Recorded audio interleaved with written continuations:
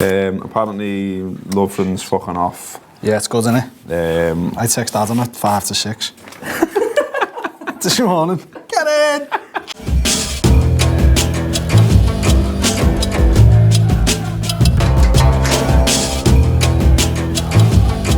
I like the Reds, talking Reds Thursday. Gareth Roberts and Ben Johnson this morning for you.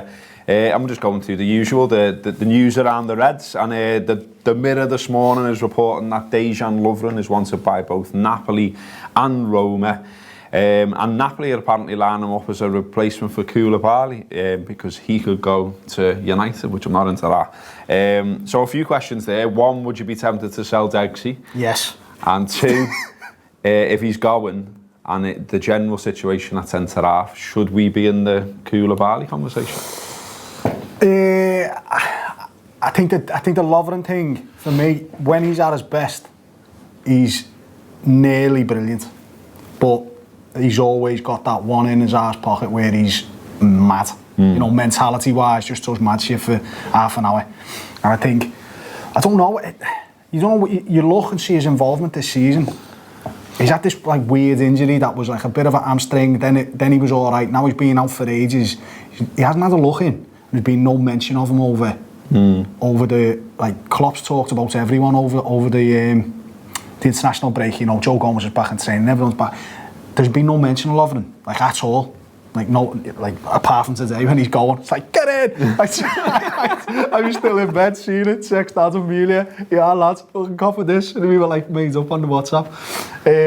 I think we need to upgrade. I think we need 3 absolute belter centre-halves. You've got Joe Gomez, you've got Virgil, and I think the step down, whilst Matip is being decent and whilst Lovren is good, if not great, that's the, you know, football fans are greedy, and you want the best. You want another absolute belter.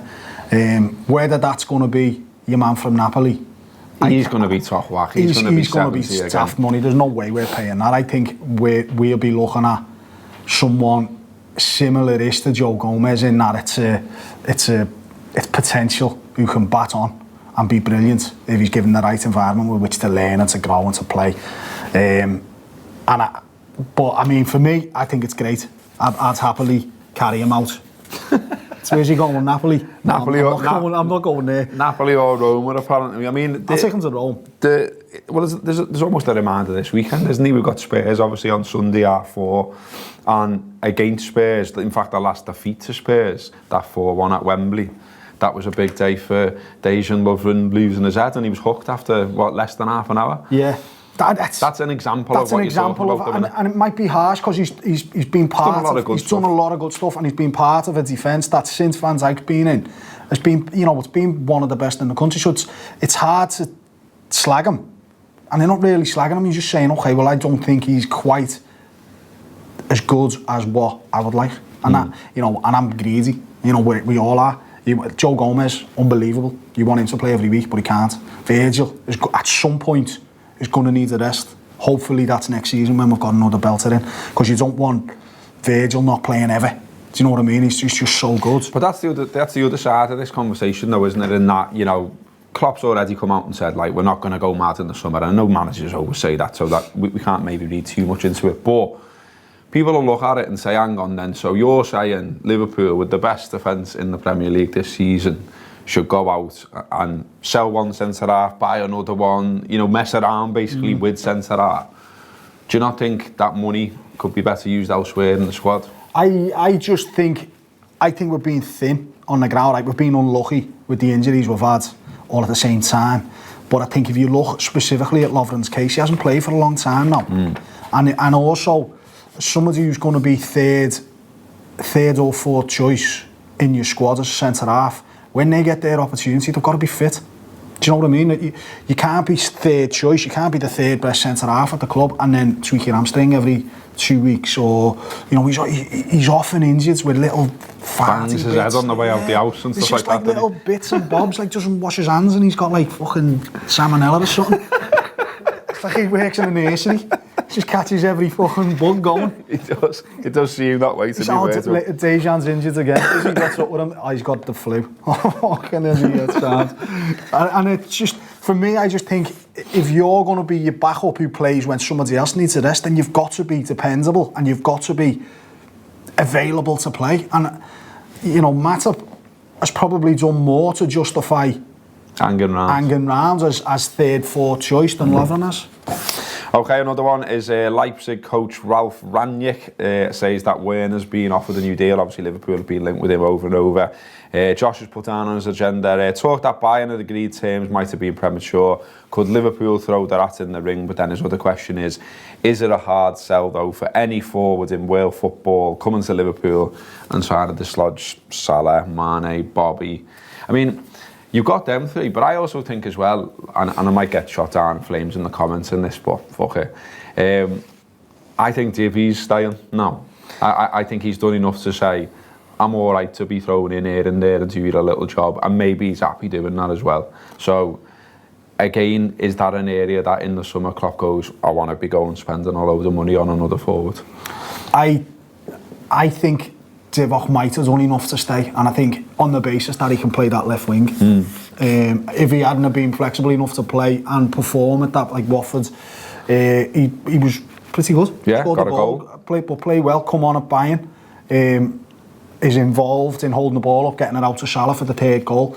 So he's offering stuff in games, and his attitude, to be fair to him, attitude's been spot on. He's hung around, he's tried his best, he's got back in, we're having a chance.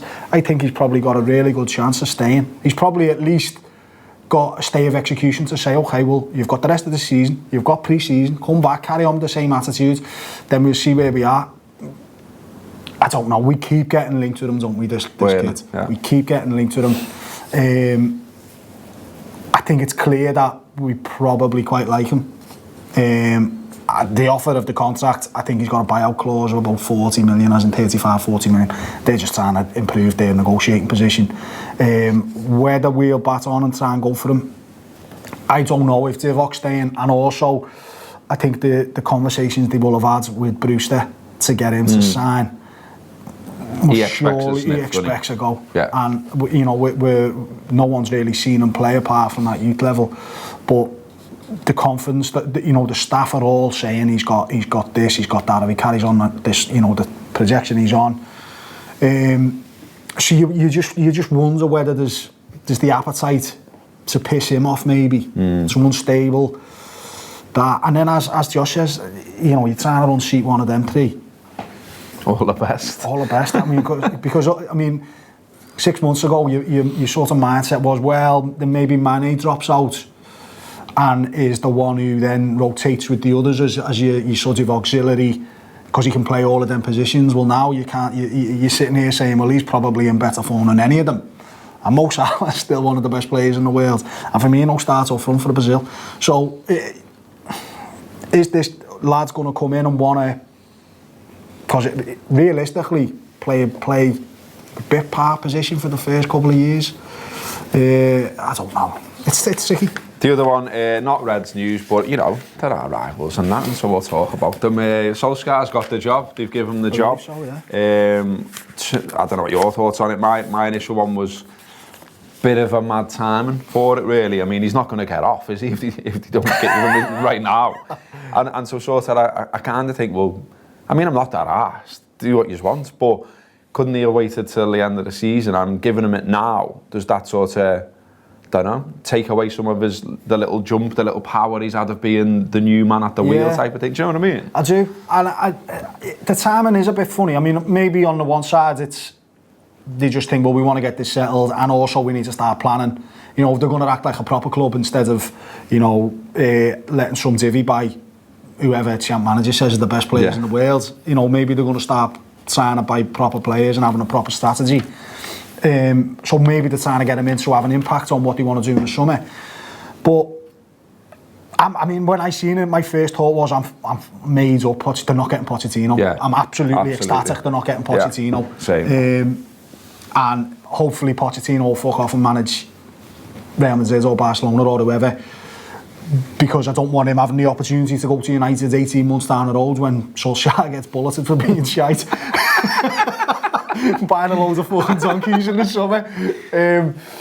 I think there's an inherent, I think there's a real similarity to United's position as there was when we brought Kenny in. And I think the challenge for Kenny's second season as opposed to first season is there's not much pressure. You can't do any worse than the gobshite who's just been in charge, basically.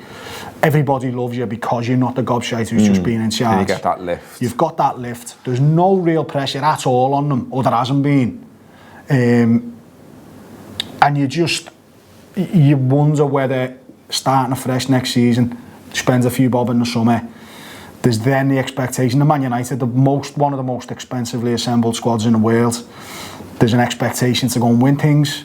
And under Kenny, that just unravelled pretty fucking quickly. Yeah. And it's a different ball game. It's different pressures. It's a different sell to your players. You know, you're in charge. You're making decisions. You've got to act slightly differently. You're not a caretaker, man. You're not the mate. You're not just boosting morale. You're trying to impose conditions at which you can build the club and improve performance. That's the thing with him, isn't it? Because his CV still, regardless, doesn't look that strong, obviously. You know, Mould and Cardiff and... Do you know what I mean? And like, it kind of feels like maybe they've made a bit of an emotional decision here, because the other thing I think about it, looking from the outside, is, okay, they've got loads of money and they'll always be Man United with the big ground and all the rest of it. But is the players out there who look at... I mean, you mentioned Koulibaly before. Does he look at that and go, I'm not sure now?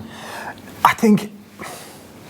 Because they were runners-up last season. Yeah. For all that, you know, Mourinho got absolutely destroyed and hounded out of the gaff, and, you know, he'd lost his rag with half the squad and half the people who worked there.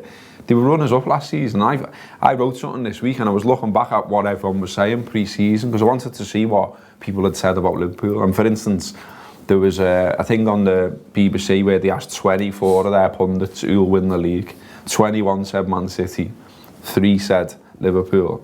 But then when you went through the analysis as well, a lot of them were saying, I expect United to be a lot closer. Yeah. And United would run us up and finish, 18 points behind them. We were 25, obviously. Obviously, we've gone like that. United have gone like that. But no, a lot of people weren't predicting that. And it's gone tits up massively in terms of a United season. And I just think, I don't know, it's strange timing when they can still end up finishing 6th or something this season. Yeah, it is strange. It almost feels as well slightly all right. They've had the results in Paris Saint-Germain. They've got Barcelona next. Maybe they just wanted it sorted before the Champions League to give themselves the best opportunity. I think in terms of making the decision, I think it's similar again. I think it's very similar to the Dalglish situation in that the owners clearly pretty much didn't really want to give Kenny the job. And you know, you can tell that. They had their arm up the back because of how well he'd done. Yeah. And because of how well he'd done, he convinced the whole fan base, to a man, who should get the job, Dalglish. Because look how well he's done. He's still got it. We're flying. You know, modern footy, nothing's changed. We're still one of the, you know, we still got it. You know, we're playing great football. This, that, the other. The similarities between the two are really key. Because if you're on their board, what's the one thing that's going to get you a load of fucking stick? It's not giving the fan favourite the job when he's done what he's done. He's got them to this, you know, the position they are in the Champions League. And they're already not sure about the board. They're already not sure about them. Woodward and all the rest. So they're taking the path of least resistance, give him the job. Because if we don't, they'll be coming after us as soon as the next decision's wrong. If he cocks up, well, it's a free pass for us because they wanted it. Do you know what I mean? Yeah. And it was similar with that, really similar situation. And you just wonder how it's going to play out. Hopefully they're shite, but they're not quite shite enough to get him sacked anytime soon. You want him lingering, just being there or thereabouts, 4th, 5th. Oh, FA Cup final got beat. Oh, never mind. Quarters is the European Cup. Oh, fucking hell, nearly. Never mind, mate. Absolutely. With those sentiments, fingers crossed that they remain shite. It's been brilliant. I remember lots of articles being written at the time when Ferguson went, saying, you know, this could be your new Liverpool era under Souness, if you like, at the time when the star falls and all that kind of thing. And I know they've won bits and bobs, but it's not the same, is it? And it's great, long may it continue. Listen, the Anfield app have got a live show this weekend before the Spurs game. If you're round and about, that is on the 31st of March. Tickets still available. Take your ma. It's Mother's Day. It's Mother's Day, yeah, as well. Yeah, go for a bevy, watch a bit of Liverpool chat. And it's to raise money as well for a load of lads from the city and round about the area who want to go and play in the Dallas Cup. The Dallas Cup's fantastic, by the way. It just gives an opportunity for lads who are good at footy, a bit of a second chance to try and get a career in it. They can get scholarships out in America. I used to do a lot of work with Knowsley Council around this, helping to promote the lads from Knowsley that go. This is lads from Liverpool, from Knowsley, and from Sefton. I think about 50 lads here. They just need a bit of extra money to actually get them out there. They can compete in the competition, hopefully attract the eyes of a scout somewhere along the way. So the money we raise from this do on Sunday goes to this Dallas Cup fund for these lads from the Liverpool Football College, I think it's called. So get on it. All the details will be on our social media as ever. Stuff out there from the Anfield app today as well. The review is out there. That'll be a bit of an overall look of where Liverpool are at. There's the Friday show as well, and straight after this we're going to be recording the video preview show as well, looking ahead obviously to the game against Spurs on Sunday, which should be a cracker, should be a big one. That's been Talking Reds. There'll be another one of these tomorrow. Up to fucking Reds.